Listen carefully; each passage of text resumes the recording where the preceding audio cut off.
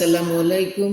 সবার জন্য অল্প সময়ের মধ্যে সুস্বাদু আরেকটি ইফতারির আইটেম, এটা আলুর বল। ইফতারিতে অন্যান্য আইটেমের সাথে এটাও রুচিসম্মত একটা আইটেম।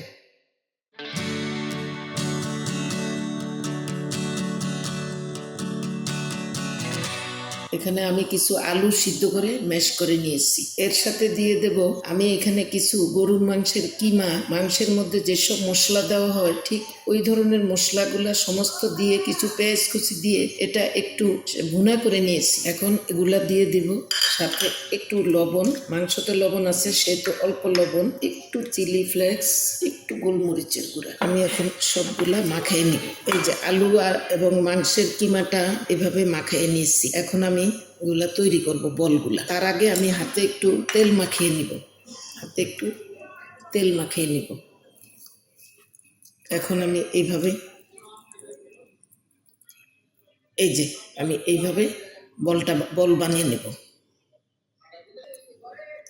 এই যে আলুর বলগুলা বানানো হয়ে গেল। আমি একটা ব্যাটার তৈরি করব। এর মধ্যে দিয়ে দেব প্রথমেই কিছু বেসন, টেবিল চামচে 3 চামচ বেসন দেব।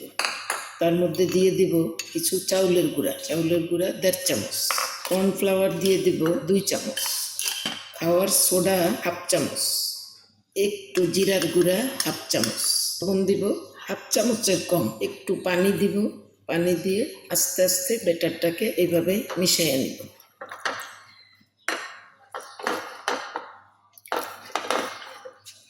একটু ফুড কালার,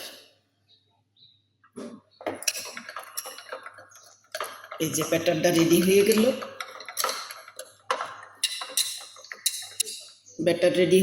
তবে ব্যাটারটা এইভাবে দেখতে হবে, এইভাবে আঙ্গুলে লাগলেই পারফেক্ট হবে। বলগুলো ভাজার জন্য ফ্রাই প্যান বসিয়ে তেল দিলাম। তেলটা বেশি দিব যাতে ডুবা তেলে ভাজা। ব্যাটারটা তৈরি হয়ে গেছে, আমি এটা 15-20 মিনিট রেস্টে রেখেছি। এখন আমি বলগুলা এটার মধ্যে ডুবাইয়ে আমি দিয়ে দেবো এক এক করে।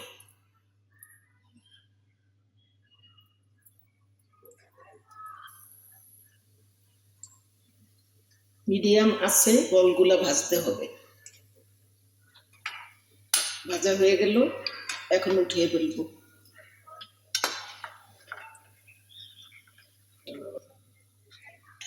তবে প্রায় 7 মিনিট লাগছে এগুলা ভাজতে। ভাজা হয়ে গেল আলুর বলগুলা, তৈরি হয়ে গেল আলুর বল। আপনারা অবশ্যই ট্রাই করবেন এবং বেশি বেশি করে তৈরি করে খাবেন। আজকে এখানেই বিদায়। আল্লাহ হাফেজ।